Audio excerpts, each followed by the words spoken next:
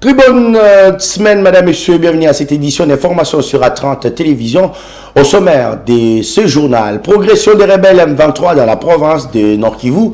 Plusieurs jeunes du territoire de Butembo ont manifesté ce lundi pour demander au gouvernement congolais de stopper cela et de faire revenir la paix dans cette partie du pays en proie en insécurité. Les détails à suivre dans cette édition d'information. Et dans la province de Maïndombe, plus de 50 personnes ont perdu la vie suite à une attaque de la milice Mobondo contre une position militaire dans la localité de Kintsele. C'est tout pour les titres. Les détails, c'est tout de suite.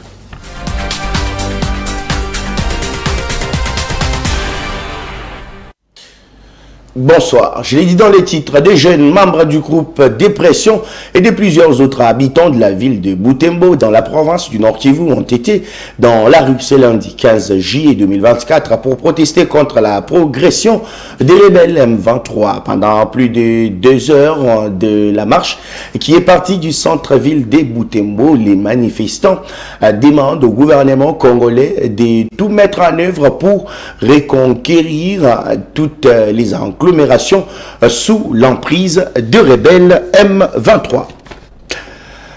Plus de 50 personnes ont été tuées, dont 9 militaires, suite à une attaque menée par la milice Mobondo contre une position militaire dans la localité de Kintsele, à environ 100 mètres de l'est de Kinshasa, la capitale de la RDC.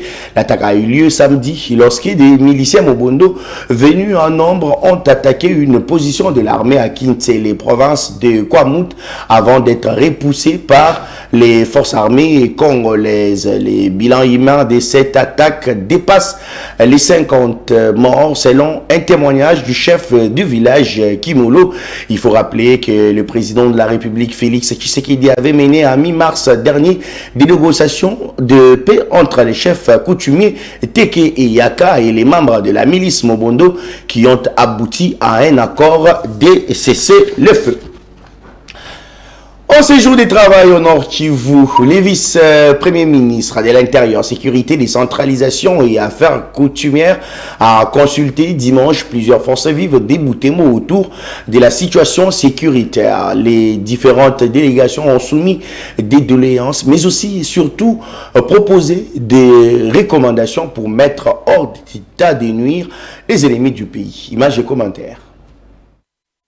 Dans la ville de Butembo, dans le cadre de son séjour de travail au Nord-Kivu, le vice-premier ministre de l'Intérieur, Sécurité, Décentralisation et Affaires coutumières a échangé avec une dizaine de délégations de forces vives et autres structures de cette partie du pays. Parmi elles, le représentant de la FEC, Fédération des entreprises du Congo, la société civile locale ainsi que les organisations féminines de Butembo. Au cours de ces consultations qui se sont poursuivies jusqu'à tard dans la soirée, les délégations ont une fois de plus lancé leur cri d'alarme face à l'insécurité, surtout avec la prise des Kanyabayonga par les rebelles du M23. La sécurité, ça n'est trop, il faut que la guerre s'arrête.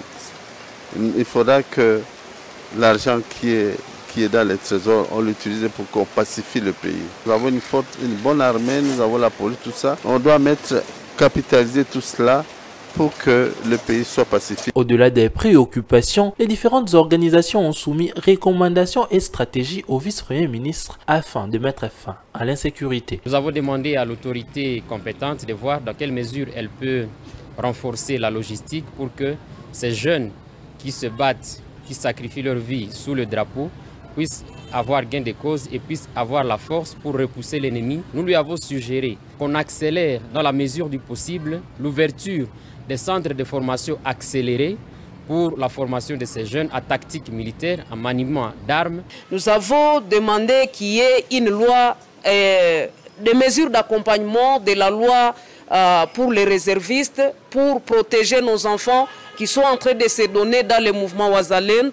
Nous avons voulu que les autorités portent notre demande auprès du gouvernement, cette demande d'approcher l'état-major dans les provinces à guerre, notamment la province du Nord-Kivu et la province de l'Ituri, pour que les commandements soient proches de l'ennemi et que ça soit efficace pour que l'ennemi soit bouté dehors. Le vice-premier ministre de l'Intérieur et de Sécurité a rassuré de la détermination du gouvernement sous la férule du président de la République Félix Tshisekedi de pacifier l'Est du pays. Jacquemaine Chabani était accompagné lors de ces consultations par ses collègues Mouindou Nzangi, ministre du Développement rural, et Sami Adoubango, vice-ministre de la Défense. Et pendant l'instant, dans la province de l'Ituri, l'administration militaire se félicite de la sécurité qui sévit dans la ville de Bunia et ses environs, mais aussi également du développement de la province. Je vous propose de suivre ce reportage du gouvernement militaire. Les dispositifs sécuritaires mis en place par l'administration militaire pour la défense de la ville de Bunia et ses environs, ainsi que l'élan de développement enregistré au chef-lieu de la province de l'Ituri, produisent une éclosion de joie dans les chefs des habitants.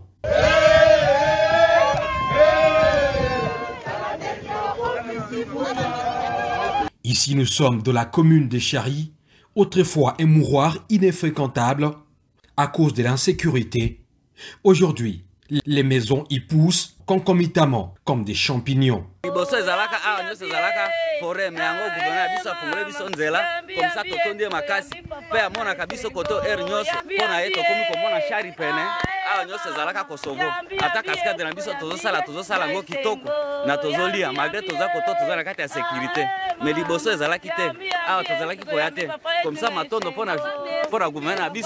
Il s'y est de signaler que les habitants de la ville de Bunia vivent sous une accalmie globale, favorisant ainsi la confiance entre l'administration militaire et les habitants qui ne jurent que par les maintiens à la tête de cette province de l'Ituri, de celui qu'ils appellent affectueusement Vieux Nabisso, le lieutenant-général Luboyanka Chamadjoni, du célèbre slogan « Sans état d'âme ». De retour à Kinshasa, poursuite ce lundi de l'instruction du tribunal militaire des garnisons de Kinshasa-Gombe sur l'affaire du coup d'état manqué et de l'attaque de la résidence. Les venus ont été auditionnés au cours de l'audience pour les comptes de la famille de Kevin Tamba tué par les assaillants. C'est son ami qui était intervenu, Kala Ilunga, qui a rencontré le déroulement du meurtre de son ami dont la voiture avait été volée par les assaillants. Les 51 prévenus sont poursuivis pour terrorisme, détention illégale d'armes de guerre, des tentatives d'assassinat, association des malfaiteurs, meurtre, financement du terrorisme. La prochaine audience aura lieu le vendredi 19 juillet prochain. Le président de la République, Félix Tshisekedi Tshilombo, appelé à jouer à l'arbitrage dans la crise au sein de son parti politique Union pour la démocratie et le progrès social. Proposition de maître Anatole Kanoumani, coordonnateur national de la structure Yokabaz. Ce membre du parti présidentiel recommande au camp Kabouya et Longondo d'enterrer la hache de guerre. Cette crise, pour terminer, je pense que j'interpelle seulement les chefs de l'État, qui est l'autorité de défense de notre parti politique, parce que c'est lui qui avait donné un mandat au Kabouya Tshilombo-Nabouté pour gérer au quotidien ces partis politiques. Et au moment où nous parlons, il y a maintenant des gens qui sont contre ce mandat-là en question et ils ne sont pas encore pour Kabouya Tshilombo. Je pense que si lui ne sera pas à mesure, il ne va pas écouter mon appel ce soir pour qu'il puisse organiser une réunion afin que nous puissions trouver une solution au sein du parti. Il peut me déléguer un organe habilité du parti, comme CDP. Il fait assez que puisse organiser une réunion entre membres du parti pour trouver une solution, parce que je ne vois pas comment ça va terminer si lui ne s'implique pas. Et aussi, j'interpelle aussi les camps Eteni et les camps Kabouya Tshilombo, et même peuvent s'organiser. Soit les cadres, comme Kabouya peut appeler son frère Etienne Longondo, lui dit qu'écoutez, cette guerre ne va pas terminer si nous-mêmes on ne s'appelle pas. Si nous on s'appelle, on cause, on trouve une solution à l'amiable, on peut appeler tous les combattants d'un camp comme d'un autre camp, de se mettre autour d'une table afin de créer une cohésion nationale au sein du parti. Mais si, au niveau du parti, et même ne s'appellent pas, là c'est nous, des combattants, là on va se prendre en charge, c'est-à-dire qu'on doit faire assez que on vient au parti, on s'organise, on appelle les deux camps là, on dit on va organiser une réunion, nous-mêmes les membres. Ouverture ce lundi à Kinshasa de la réunion stratégique des pays de l'Afrique centrale pour la promotion de la planification familiale organisée par les PI et les FP 2030, Bureau régional de l'Afrique du Nord, de l'Ouest et central, en collaboration avec le ministère de la Santé publique. Cet atelier de 3 jours vise à faciliter l'établissement de partenariats efficaces entre les acteurs de la planification familiale en Afrique centrale et à accroître l'accès et l'utilisation d'une contraception moderne volontaire.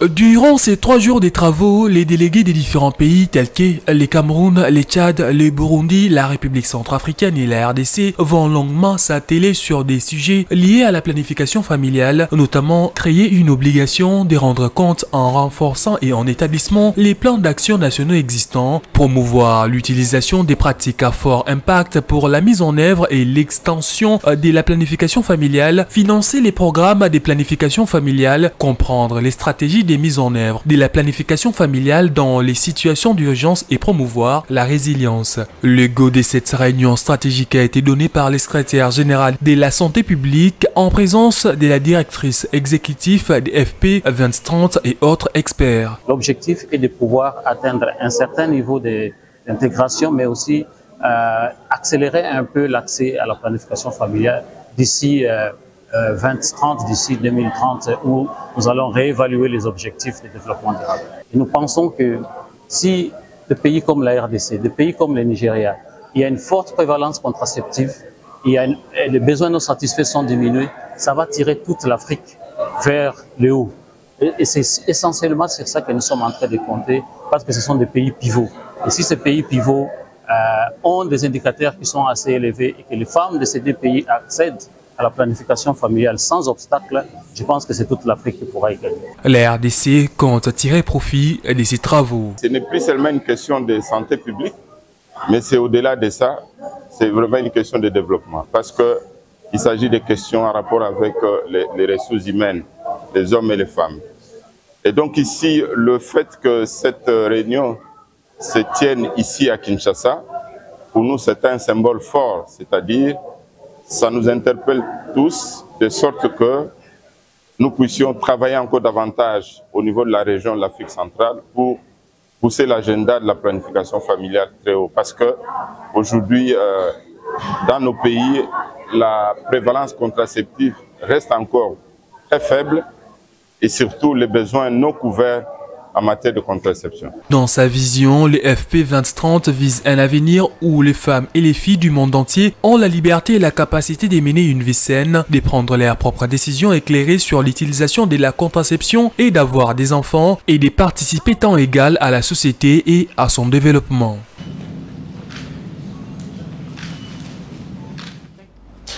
Et dans le reste de l'actualité, la prise des paroles de Corneille Nangaa, chef des files des milices rebelles Alliance Fleuve Congo dimanche 14 juillet dans une paroisse catholique de Rutshuru a été contestée par la Synco à travers un communiqué les qualifiant d'incident inattendu pour la Synco, les prêtres officiants. Cette messe a été également surpris par cette prise des paroles. Et Monseigneur Donatien Cheleux qui signe ces communiqués insiste sur la nécessité de renforcer la cohésion nationale par l'organisation des concertations des représentants des forces vives de la population. Et pour l'archevêque de l'église des Réveils du Congo, la prise de parole de Corneille Nangaa est un sacrilège. Un chef des rebelles qui tue le Congolais ne peut pas prendre la parole au sein d'une église, a-t-il souligné. Le cardinal Fridolin Mbongo a inauguré 2 salles de fête à la paroisse Saint-Michel de Bandalungwa.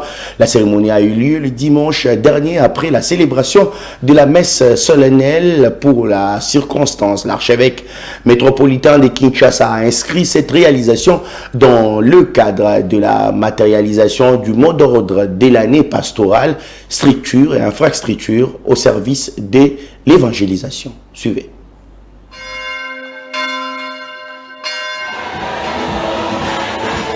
La communauté paroissiale de Saint-Michel dans la commune de Bandalungwa était en liesse les dimanches derniers, suite à la visite pastorale du cardinal Fridolin Ambongo Besungu, archevêque métropolitain de Kinshasa. Après avoir célébré une messe solennelle pour la circonstance, le prélat a profité de l'occasion pour inaugurer un grand bâtiment abritant des grandes salles des fêtes construites sur fonds propres des fidèles sous la direction du curé de la paroisse, l'abbé Raphaël Adingoé.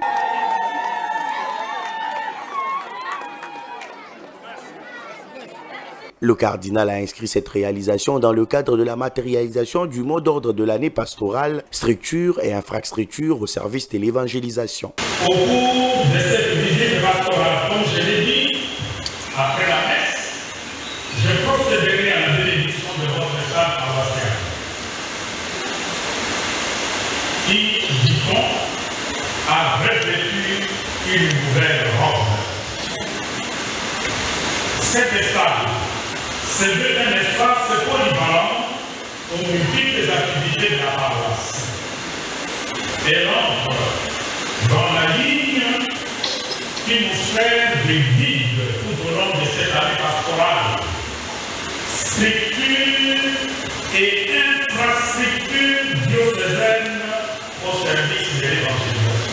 Avec leur capacité d'accueil respective des 350 et 500 places, les deux salles disposent chacune des blocs sanitaires et chambres équipées pour le marié. Les travaux ont été lancés le 22 septembre 2022 par Fridolin Ambongo lors de sa première visite pastorale à Saint-Michel. Il s'agit pour ces pères de l'Église de l'aboutissement heureux d'un grand projet sous la vision éclairée du curé de la paroisse. Le cardinal Fridolin Ambongo a salué l'engagement des fidèles pour leur soutien aux actions sociales avant de féliciter aussi les curés de la paroisse pour avoir suivi les observations faites à son endroit concernant notamment les réaménagements de l'intérieur de l'église afin de conformer à la norme de la liturgie catholique.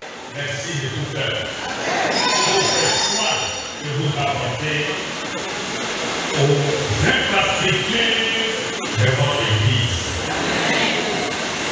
C'est cela justement que nous appelons l'esprit de synodalité.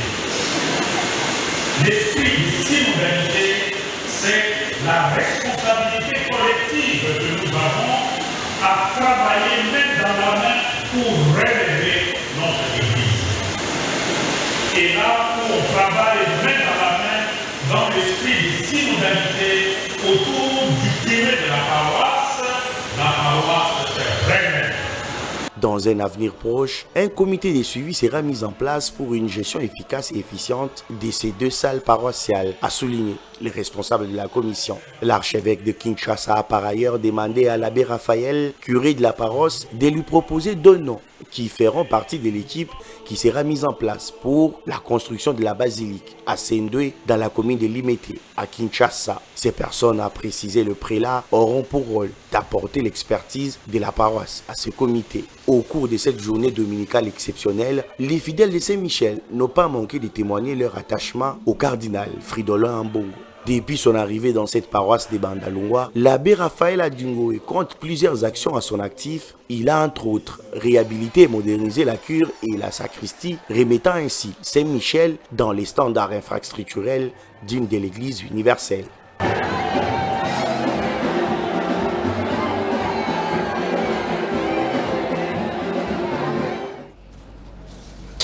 Tout est bien qui finit bien, madame, monsieur. C'est par cette note que nous bouclons la boucle de cette édition d'information. Merci à vous de l'avoir suivi. L'actualité reste en continu sur les www.actu30.cd. Au revoir.